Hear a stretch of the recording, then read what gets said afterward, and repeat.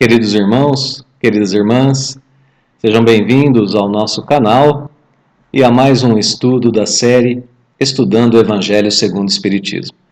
Nós continuamos a estudar o capítulo 13 do Evangelho, que tem o título Não saiba a vossa mão esquerda o que dê a vossa mão direita, e dessa vez nós vamos estudar o item Convidar os pobres e os estropiados. Dar sem esperar retribuição. Esse item é composto pelos subitens 7 e 8, dentro, portanto, do capítulo 13. E esse item é composto por uma passagem do Novo Testamento, que corresponde ao subitem 7, e mais 2 parágrafos com explicações de Allan Kardec sobre essa passagem do Novo Testamento, que correspondem ao subitem 8. Em resumo, nós podemos dizer que nós aprenderemos nesse item a identificar mais um tipo de obstáculo que nos impede de praticar a verdadeira caridade. Mais um obstáculo que está em nós, é um obstáculo interno para a prática da caridade. Que obstáculo é esse?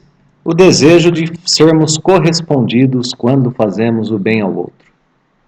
Bom, a ideia de continuidade, nós vimos anteriormente que a caridade pode ser praticada tanto por ricos quanto por pessoas pobres. Aprendemos assim, então, a identificar os recursos dos quais todos nós dispomos para a prática da caridade. Aqueles recursos que são comuns a todos, Aprendemos a identificar também os princípios que nos orientam à prática da caridade. Nesse item, nós vamos aprender, a partir da ideia de um banquete, a partir da ideia de um banquete que é dado por Jesus, ou de um festim, que existe um jeito certo de oferecer esses recursos. E que jeito certo é esse? É o jeito que consiste em oferecê-los sem desejar nada em troca. E assim a gente combate a ideia, combate aquele obstáculo que teríamos em nós quando desejamos ser correspondidos, quando desejamos receber algo em troca, quando fazemos a caridade. Então essa é a ideia de continuidade. Até aqui nós identificávamos os recursos, víamos já alguns obstáculos, e aqui se apresenta um novo obstáculo para a gente poder fazer a caridade. O obstáculo no item anterior era o interesse próprio. Agora é esse desejo de receber retribuição. Então vamos à passagem do Novo Testamento, que dá abertura ao item, convidar os pobres e os estropiados e dar sem esperar retribuição. Disse também aquele que o convidara, Jesus, quando derdes um jantar ou uma ceia, não convideis nem os vossos amigos, nem os vossos irmãos, nem os vossos parentes, nem os vossos vizinhos que forem ricos, para que em seguida não vos convidem a seu turno e assim retribuam o que de vós receberam.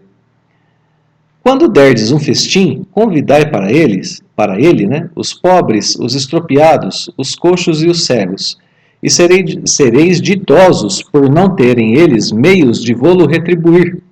Por isso será retribuído na ressurreição dos justos. Pois isso, será retribuído na ressurreição dos justos. Um dos que se achavam à mesa, ouvindo essas palavras, disse-lhe, feliz do que comer do pão no reino de Deus. Então nós temos aqui, nessa passagem do Novo Testamento, uma ideia que pode parecer forte, talvez absurda, mas ela contém um princípio interessante para analisar do ponto de vista da caridade. E é isso que Kardec vai colocar para a gente em suas explicações, já a partir do próximo parágrafo. Então vamos ver o que Kardec ressalta dessa passagem de Jesus no Novo Testamento. Então aqui, primeira parte desse parágrafo 1. Kardec retoma a frase de Jesus que ele quer explicar. Quando derdes um festim, disse Jesus, não convideis para ele os vossos amigos, mas os pobres e os estropiados. Kardec explica então, essas palavras absurdas, se tomadas ao pé da letra, são sublimes se lhes buscamos o espírito.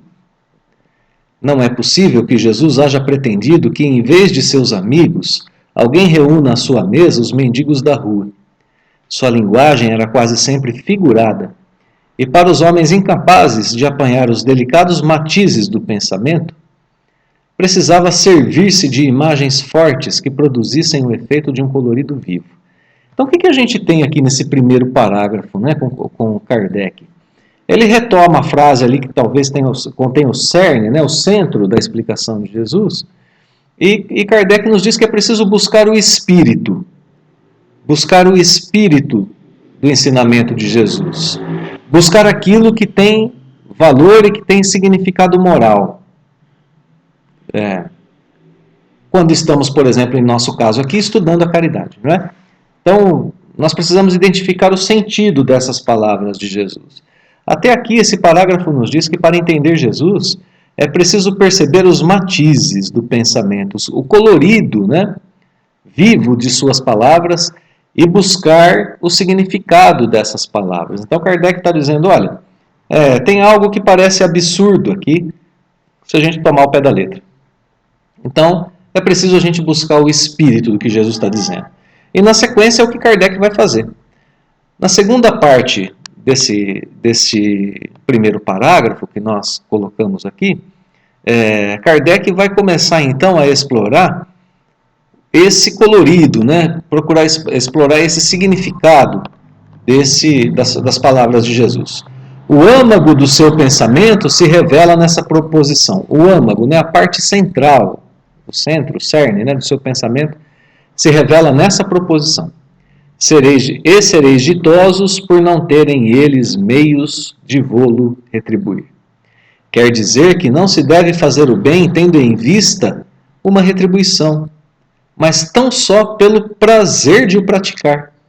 Usando de uma comparação vibrante, disse: convidai para os vossos festins os pobres, pois sabeis que eles nada vos podem retribuir.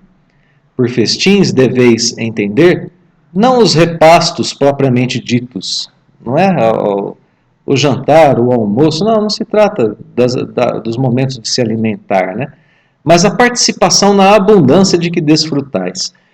Então Kardec nos ensina aqui a identificar o que Jesus está querendo ensinar. Dar sem desejar retribuição. Isso fica mais claramente exposto, né, com um exemplo forte que foi colocado por Jesus para nós. Convidar as pessoas da rua, convidar os pobres, os estropiados, não os nossos amigos e parentes, né? Justamente porque nesse exemplo fica evidente que aquele que convida pessoas que nada possuem, vejam só, pessoas que nada possuem em termos materiais e que nada possuem em termos de afetividade, pois um desconhecido não tem afeto por nós, como tem um amigo, como tem, né, um parente, etc. Então ele não pode retribuir nem por afeto, nem por correspondência de sentimento e nem por posse. Então quem convida uma pessoa nessa situação não espera nada, mesmo em retribuição, né? Bom, para os nossos dias a gente pode aprofundar um pouco essa ideia da seguinte forma. Primeiro, né, tudo que dermos devemos considerar que nada receberemos em troca. Sempre que a gente der alguma coisa, a gente sempre dá com aquelas predisposições que já foram criadas anteriormente, né, com a intenção de fazer o bem ao outro e consciência de que estamos prestando um serviço. Itens anteriores do estudo, né? Damos e não receberemos nada em troca, nem mesmo das pessoas que podem dar algo em troca. Então a gente deve criar em nós essa expectativa de não recebermos nada, né? Ou termos essa intenção mesmo de dar sem receber. Segundo ponto, por isso mesmo, então, é que a gente não deve esperar nem mesmo reconhecimento e nem agradecimento. Duas coisas que doem em nosso orgulho, né? É comum, nos dias de hoje, nos ofendermos diante dessas duas situações. A gente dá uma coisa para a pessoa, depois a gente diz assim, nossa, ela nem me agradeceu. A gente faz uma gentileza e na sequência dizemos, puxa vida, poderia pelo menos ter agradecido, né? Questão de educação. Bom, se a pessoa não agradeceu, porque ela não tem algo para nos dar, não tem essa educação para nos devolver. Dizemos também, né, pessoa, fiz por essa pessoa, olha o jeito que ela me paga. A gente, né, normalmente diz esse tipo de coisa, né? Então a gente se ofende diante dessas duas situações, de quem não reconhece o bem que fazemos e de quem nem agradece o bem que fazemos. O Evangelho está justamente ensinando que existem pessoas que, embora tenham recursos materiais, ainda são desprovidas dos recursos morais necessários para dar um agradecimento sincero ou para reconhecer o bem que foi feito a elas. A última frase desse parágrafo é muito significativa. O que eu tenho em abundância em minha vida que eu posso dar ao outro? Já tenho bens materiais que sobram? E os bens morais, os bens espirituais? Tudo isso para a gente refletir um pouco, né? Para a gente refletir se já temos esses bens para colocar assim à disposição do outro sem esperar nada em troca. Colocá-lo à disposição dos outros faz parte da minha missão de administrador desses bens. Tudo isso, né, em um trecho pequeno aqui do Evangelho, né? Então esse parágrafo explica que devemos dar sem querer receber em troca. Então, ao explicar isso, ele nos dá o verdadeiro sentido daquelas palavras de Jesus. Mas não paramos por aí, porque Kardec continua dizendo que, todavia, aquela advertência também pode ser aplicada em sentido mais literal. Então, para quem pensava, né, que não, Jesus usou só de imagens fortes, usou um ensinamento que poderia ser absurdo, etc. Mas Kardec nos diz, olha, aqui nesse ponto, para esse ensinamento, isso pode ser aplicado de modo literal, ou mais literal um pouco, né? Quantos não convidam para suas mesas apenas os que podem, como eles dizem, fazer-lhes honra, ou ao seu turno convidá-los? Bom, o que isso quer dizer, né? Fazer-lhes honra. Bom, eu convidei uma pessoa importante da sociedade, eu convidei uma pessoa reconhecidamente honesta, uma pessoa que tem méritos, assim por diante, né? Uma pessoa conhecida que, quando alguém souber que vai estar comigo, né? Isso vai fazer-me honra, vai me elevar diante dos outros, né? Ou ao seu turno convidá-los. Então a gente espera uma coisa ou outra, né? A gente sempre espera, ou melhor, né? Sempre não. Há situações em que a gente espera uma coisa ou outra. Não há nada de errado com isso. Não há nada de errado em termos pessoas boas, importantes, junto de nós, e não há nada de errado em que essas pessoas, a seu turno, nos convidem. Nada de errado nisso. Mas nós estamos estudando aqui a caridade, não é? Quando fazemos por caridade, que é outra situação. Outros, ao contrário, encontram satisfação em receber os parentes e amigos menos felizes. Ah, que coisa, né? Aqui, então, a gente encontra essa satisfação. Eu vou voltar um pouquinho no parágrafo anterior, porque acho que faltou aqui a gente falar um pouquinho desse prazer de praticar, né? A caridade dessa forma. Prazer, né? De fazer algo por alguém que não pode retribuir. A gente descobre bem-estar, prazer mesmo em fazer isso. Então a caridade é uma coisa que nos dá prazer, é uma coisa que nos, quando ela é bem praticada, ela nos enriquece, ela nos eleva espiritualmente. E aqui no parágrafo seguinte, a gente está vendo essa situação, né, em que a gente encontra satisfação em receber os parentes e amigos menos felizes. Ora, existe satisfação em que alguém nos faça honra? Em que alguém nos convide? Claro que existe. Mas existe satisfação e prazer também na caridade. E isso é uma coisa que às vezes a gente não percebe no Evangelho segundo o Espiritismo, né? E que aqui o Evangelho está nos chamando a atenção. Muito bem, né? Chamar os parentes e amigos menos felizes. E quem não os conta entre os seus? Todos nós acredito que temos, né? Parentes e amigos menos felizes, menos abastados materialmente. Dessa forma, grande serviço às vezes se lhes presta sem que o pareça. Olha a ideia de serviço aqui outra vez. Aqueles, sem irem recrutar os cegos e os estropiados, praticam a máxima de Jesus, se o fazem por benevolência, sem ostentação, e sabem dissimular o benefício por meio de uma sincera cordialidade.